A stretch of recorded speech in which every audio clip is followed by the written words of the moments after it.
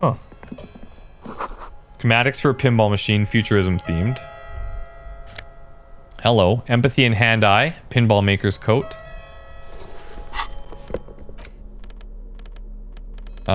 Here. Dusty old coat used to belong to someone called M. Niflox. Or Niflox. The name is stitched into the silk lining. It smells of moths and ancient engine grease, but fits you perfectly. A strange, lonely emotion fills you when you tighten the belt around your waist. So this is good for empathy because of the M. Niflox blues. Sure. Why not?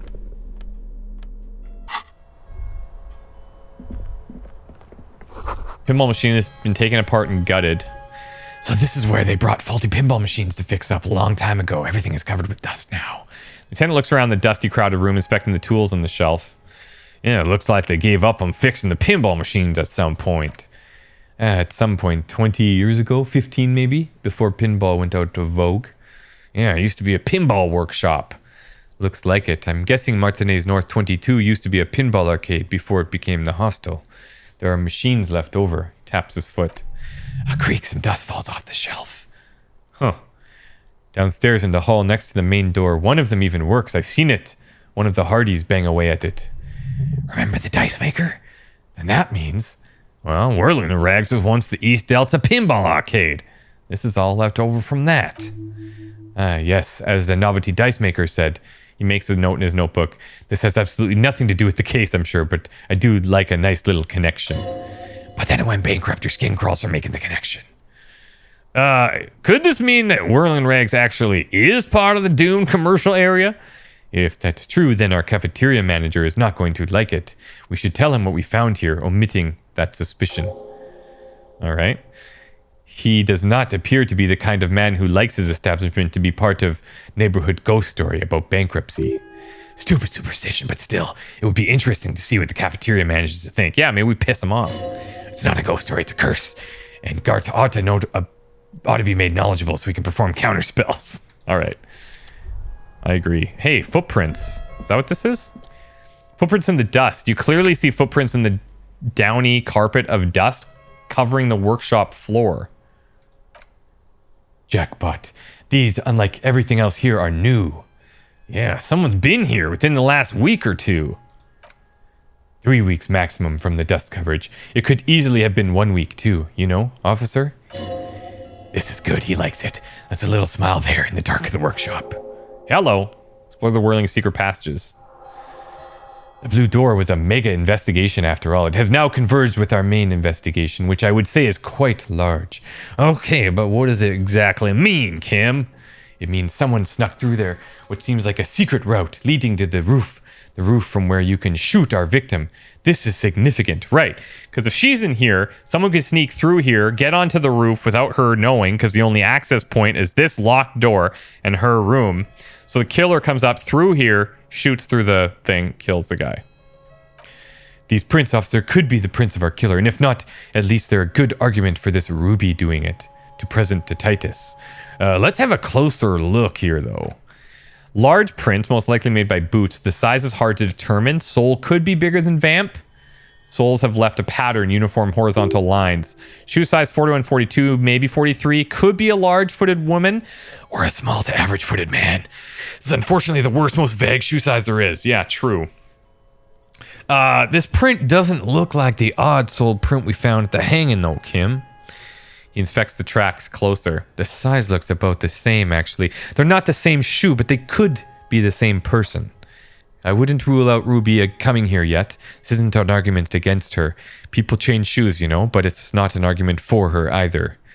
Yeah, this doesn't look like the dock worker's boots from the hanging, does it? Nope. These little horizontal lines are different. They look custom made to me. Some kind of foreign print. Hard to say. Still a boot, though.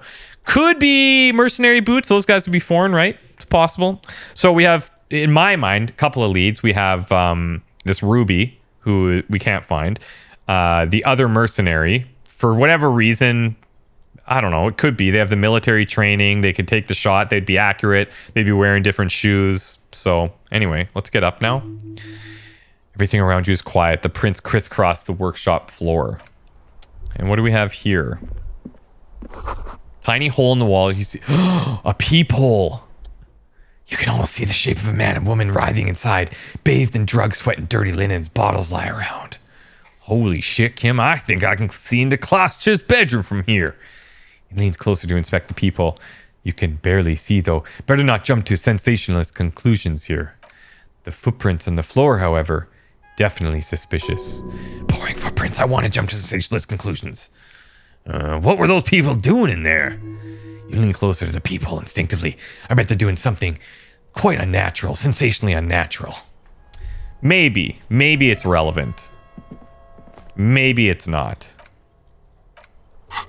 Who knows? Doomed hostels. We got to talk to Garte about this. This is pretty big. So this, presuming everything lines up the way we think, this is where the killer would have come from.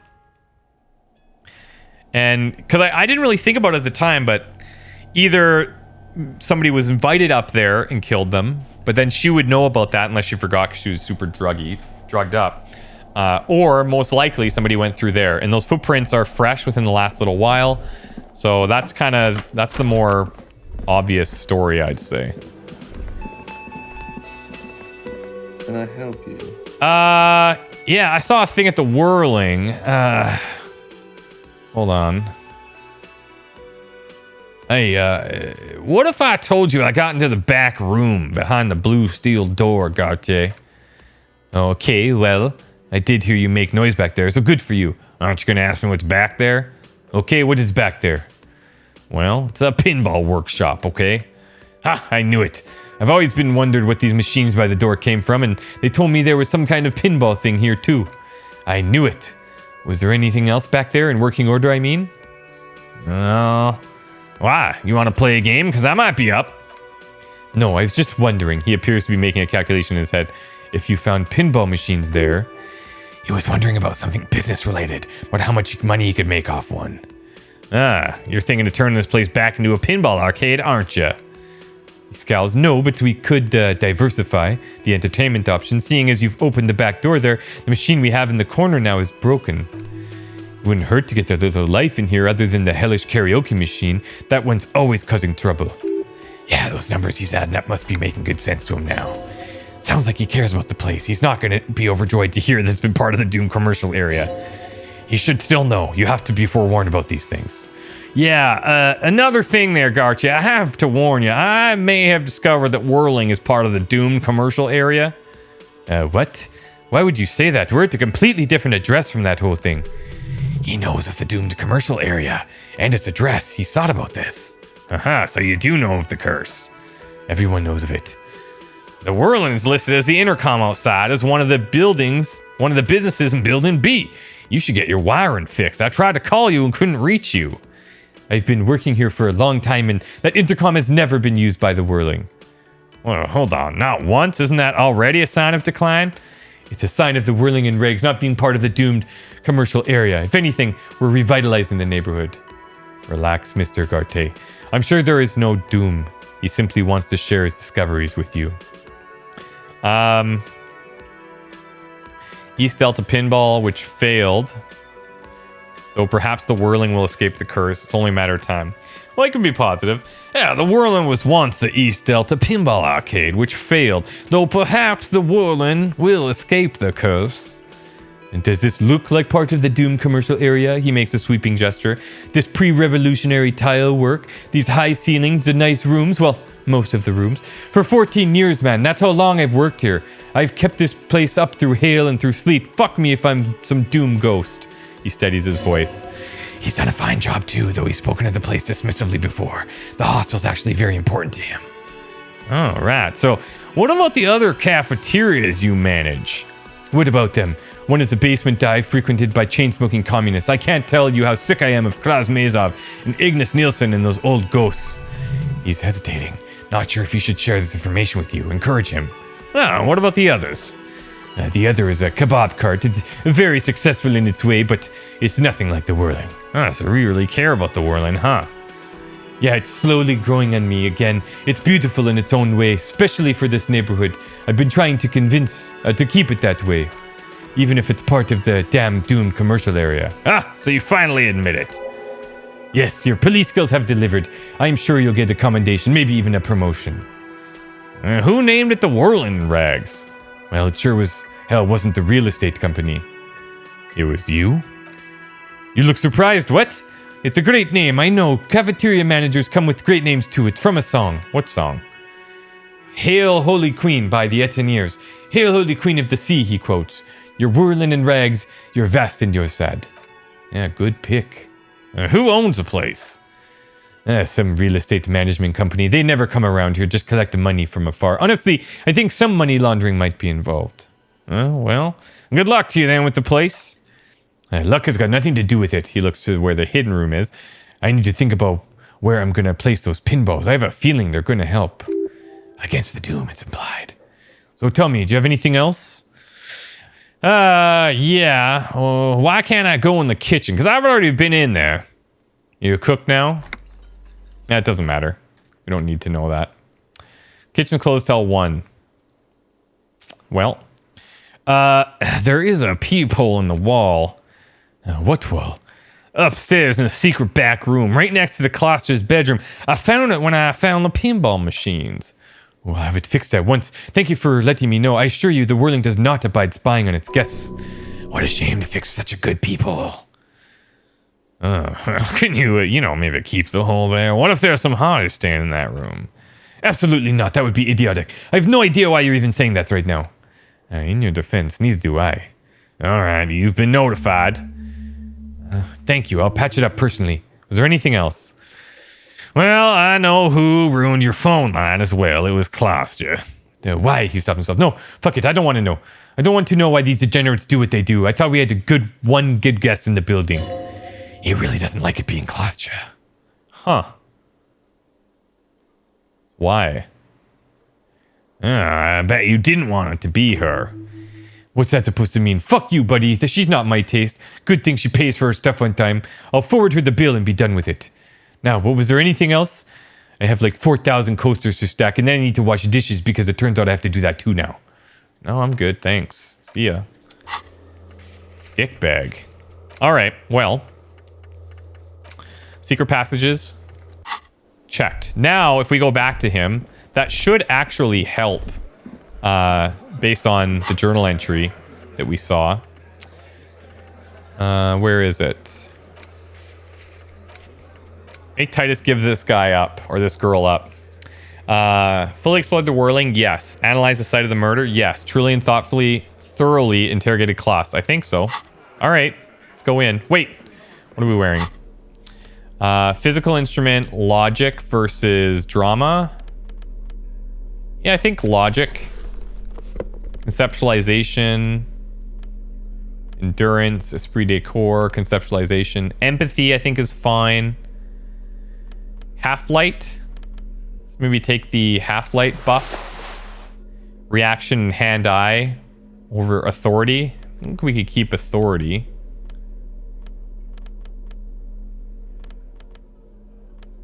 And then gloves, we have half-light.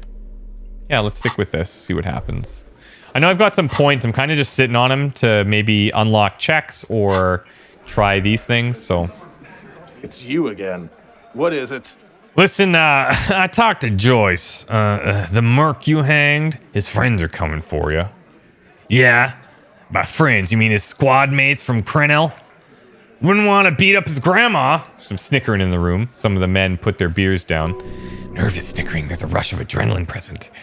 Yeah, they're performing like some kind of tribunal, and they're coming for you. This is what happens if you take the law into your own hands. Other people start doing it too. Now let them come. The Hardie boys are right fucking here. You heard the man. We're armed. We got the whole district behind us. And Glenn is fucking crazy. Yeah, a well-oiled murder machine. Punches Blondie on the shoulder. Hey, use the Hornet thing for him. The thing is, mercenaries are armed with automatic weapons. I don't think you guys could handle it. We got weapons of our own. We got Eister 50 Zieglers. Glenn's got a knock cannon at home. Will that pierce ceramic armor? I guess we're gonna see, aren't we?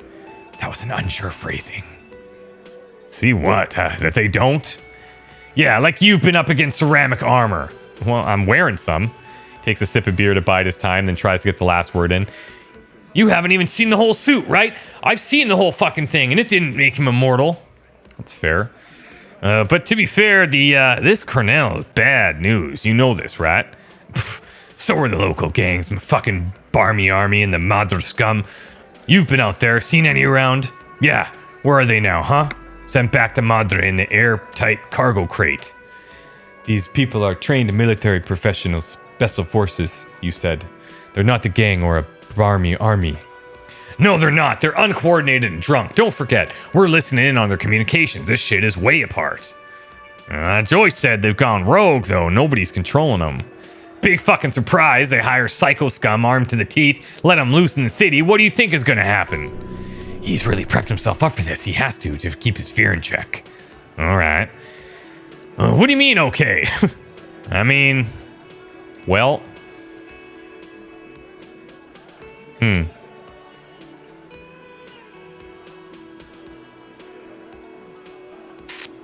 We have to pick a side, it sounds like. I mean, okay, they're gonna wipe the fuck out of you, Titus. No, they won't. Get out of here with your negative energy. He really doesn't like you ruffling their feather like that on what might be the eye of battle. All he means is that the situation is serious. No wonder you cops get shot to shit every day. Can't go to war with an attitude like that. Okay, I talked to Klaasje as well. Now I need to talk to Ruby. That's right, we know who it is. Why? Well, to be honest, I'm gonna level with you. She's the next link in the chain that leads me to Lely's killer. Sounds like you're not making her a suspect, or that you're making her a suspect in this. Not on my watch, you're not. Ruby's one of us. We're not gonna throw her under for Mora Lintern Steamroller. Fuck that shit. And fuck you too, Moral Fig. Ruby is missing. If you hide from the police in a murder investigation, you become a suspect. You know how it works, guys. That's nothing. That's just legalese. You don't even have a sound theory. I don't want to be rude, but we're trying to get some R&R here. Think you could fuck off now? I think we'll keep sticking around, Titus. You'll be surprised at how quickly a theory presents itself if you keep looking. Oh, hell yeah. We got a solid theory. Found the key in the union box, saw the winch outside, reconstructed the murder scene, found the antique rifle. Oh, the rifle. Secret route, and Ruby's a drug trader established. So, that's about as good as it gets. Yes. A sudden flash of lightning in your neocortex. The hostile cafeteria is lit by its eerie blaze. Floor plans, bullet trajectories, webs of human emotion, all channeled into a single thought. Why are you so sure Ruby didn't off him? Because she was here with us all night. With us. He's cobbling together shit. He can put her away. It's Cop 101. She was here all night? 11:30 to 12:25. She was here during all that time? Yeah, with us drinking near the stage here. What do you mean? She didn't go to the toilet or the bar or for fresh air, for a smoke? No. That's a lie. You know that's not the case. All right. She took a fucking leak, okay, for one moment. Maybe went out, too. She has an operation to run from her lorry. We're not getting into what that operation is again, Cop. The drugs, obviously. That's probably for the best. Don't break your stride now. And just because she was gone for 5 minutes doesn't mean she magically got to the roof and shot him. I've been through this. It's not plausible. All right, we're in. We got Ruby unaccounted for sometime during the window. This was crucial. Now let's place her on the roof. You got his attention. Now don't ruin it by making weird claims. Remember, you can still mess this up. All right. The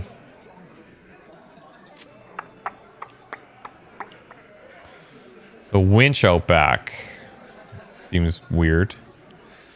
Well, you do agree that the shot came from the roof, right? Well, why not?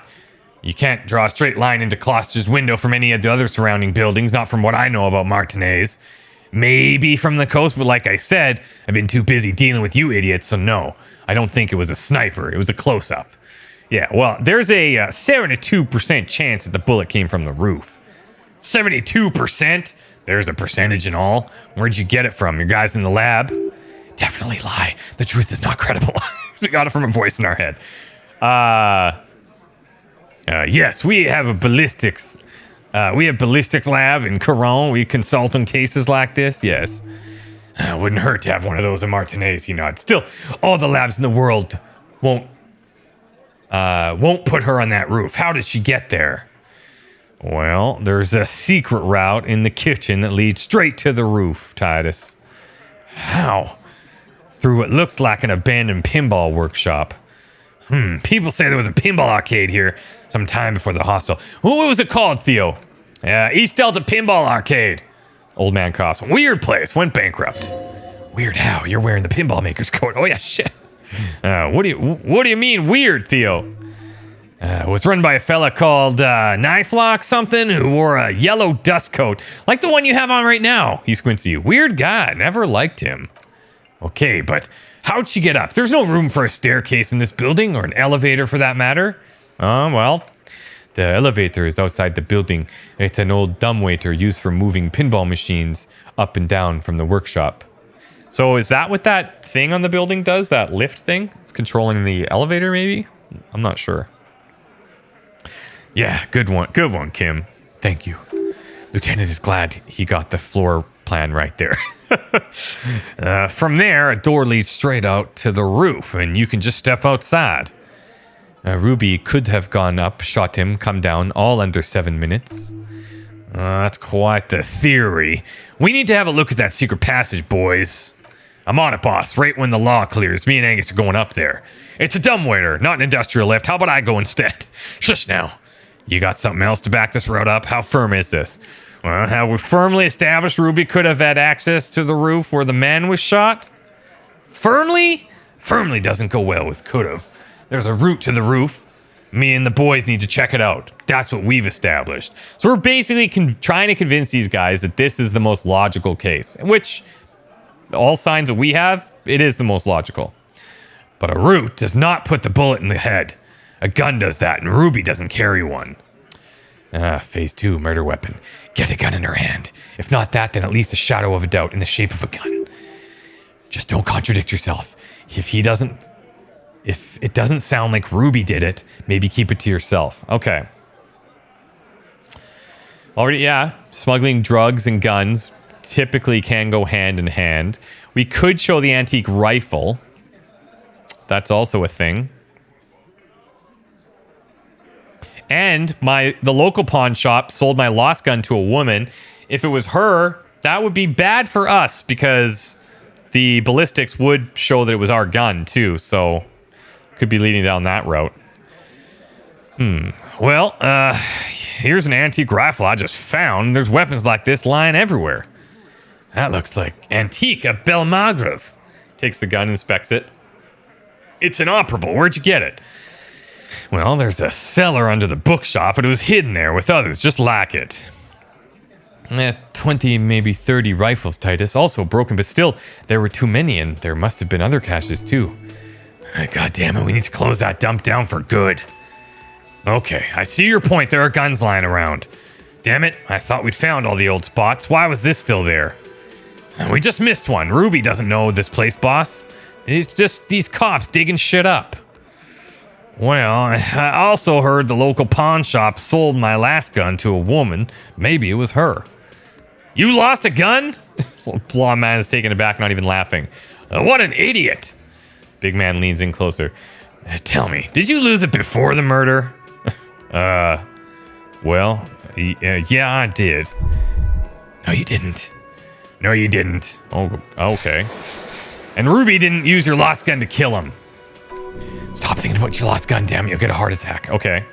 This was merely a thought exercise. He did not lose his gun. Move on. All right, fair. Yeah, for sure. Yeah, fair. Yep. And also, I've already established Ruby's running drugs. She could be smuggling guns, too. God damn it, that's just about your favorite topic, isn't it? Every 5 fucking seconds. You were warned not to bring it up. Your best shot here is to just back out of it. Yeah, fine, Titus. I'm not getting into it if it touches your precious business. Okay, cop. She's got connections. I could see how she could have access to a gun. Still doesn't mean she did. That's all you needed. Doubt. Exactly. Well, I didn't say I'd prove she had the murder weapon, just that we need to find her. I don't know, cop. Why don't you find your lost gun first? Yeah, maybe shouldn't have brought that up. Easy now, Al. This isn't comedy hour. Titus, we're not seriously considering it, are we? Ruby wouldn't do this. Why would she do something like this? Phase 3, motive. The last component. The big one. Get this and they'll give her to you. Remember, don't piss him off. That never works. So don't bring up the drugs. Okay. It's not why did she kill him. It's why did she organize the cover-up. Maybe it's all part of a leadership challenge against you. Maybe she killed him because she thought it would curry favor with you. All of these are going to piss him off, I think.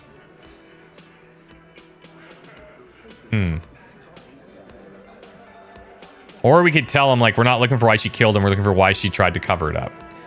It's not why did she kill him. It's why did she organize the cover-up. And I suppose you have a theory on that? Well, she could have just been covering up for herself, Titus. Think about it. Why go through all the effort? It was her idea, wasn't it? The hanging? You went along, but she suggested it. And she had like a fully formed plan and shit, right when she came back downstairs. Oh, Shanky, thank you. Really, Shanks? Cluster wanted to talk to another girl, that's all. She was just the first one up there. I could have come up with a plan if I'd been first.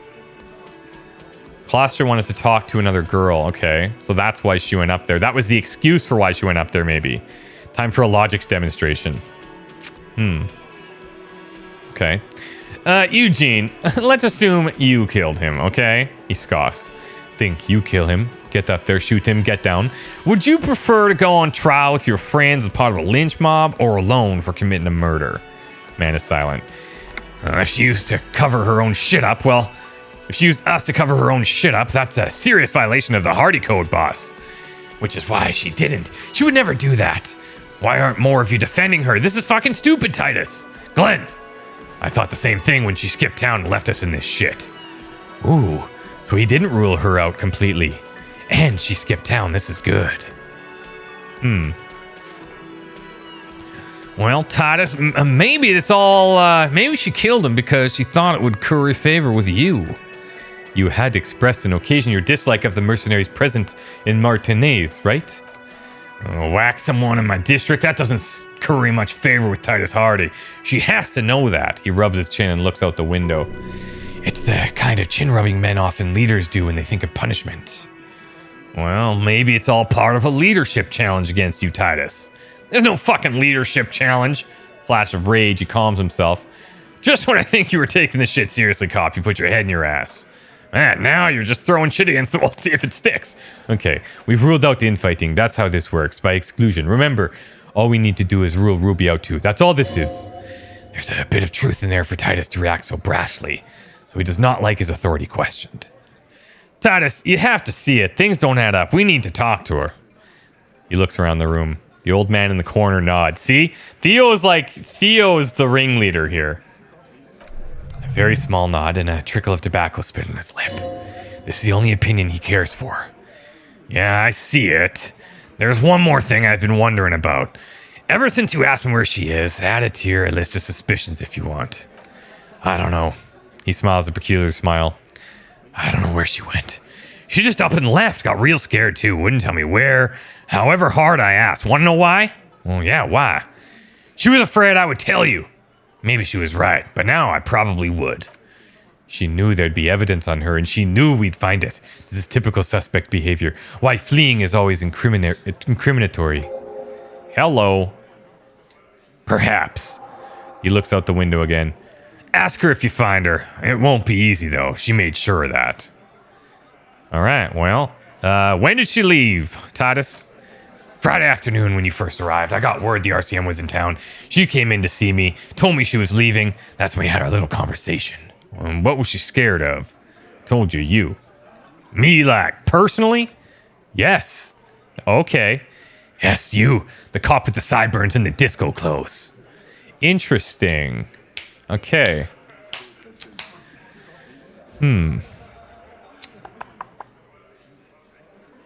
Oh, well, I have no idea why I should be scared. I'm just a normal cop with regular thoughts in his head. Probably because we freaked out or something. Maybe we were here, like, when the whole thing went down, binging, partying, whatever. Sure, normal, he says without smiling.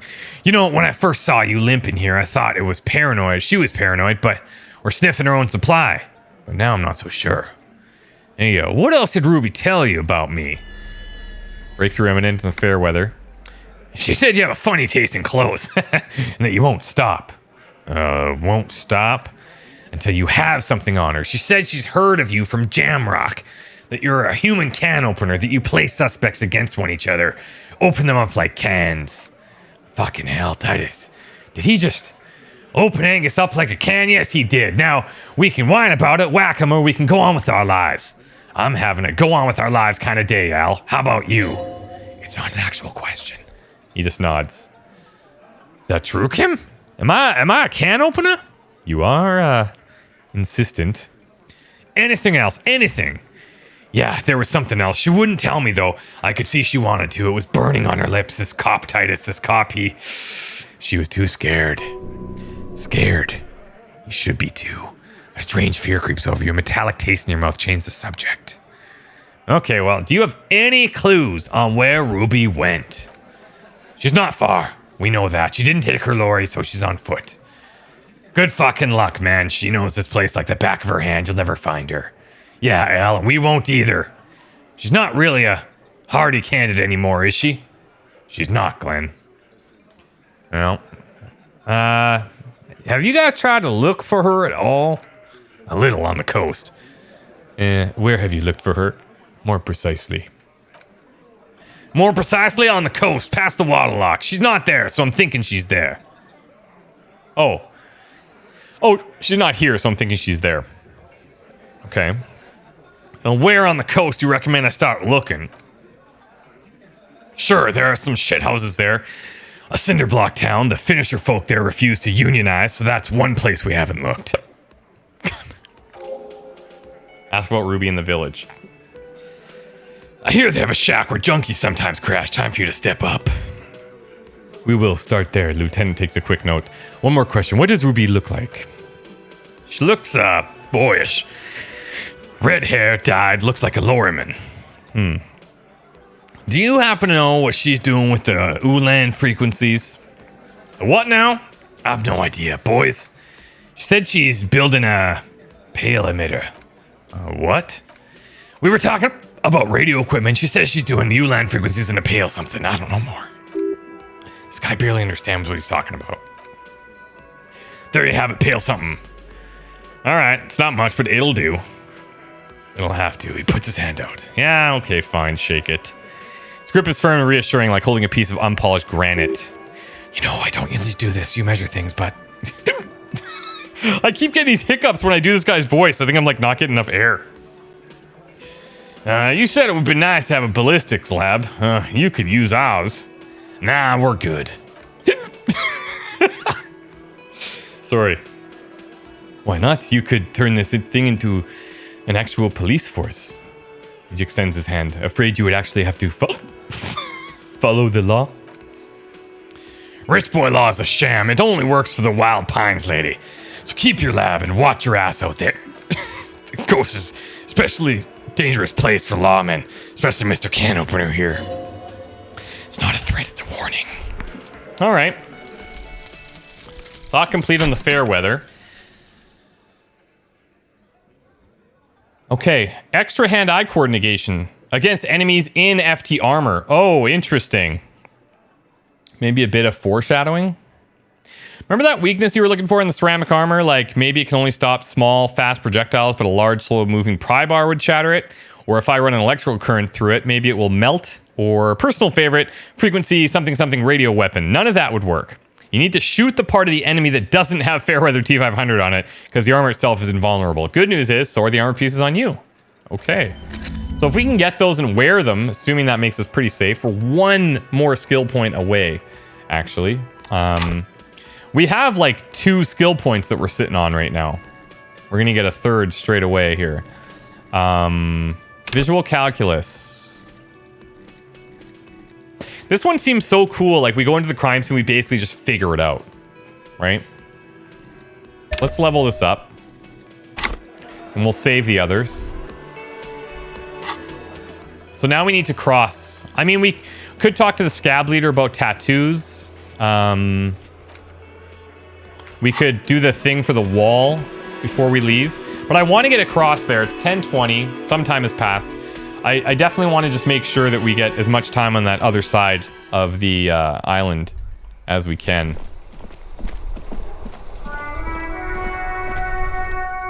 Let's see if we can get some of the fuel here. Fuel preheater gauge, maybe? As you tap on the gauge, the indicator pin jerks as if startled. It's in the large orange sector, indicating the engine's warm. Next to the gauge is a red switch labeled heat. Now, that's enough fun with the foldable headlights. I know they're mesmerizing. They're also fragile. I'm not going to turn it on for you again. Let's run our fingers over one of the steering levers. The white suede feels luxurious under the touch, and the metal clutch handle so familiar in your palm. Toolbox? Nope. Maybe I need to hold on to this item. Where's the paintbrush? Specks of red. Well, okay, hold on. So how are we going to get this? Government marked heavy fuel and return to the wall. We'll take a brush first. Who would have one? Then paint. Find government marked heavy fuel oil and return to the wall. Huh. Only warm primordial blackness. Your conscious ferments in it, no larger than a single grain of malt. You don't have to do anything anymore. Ever. Never, ever.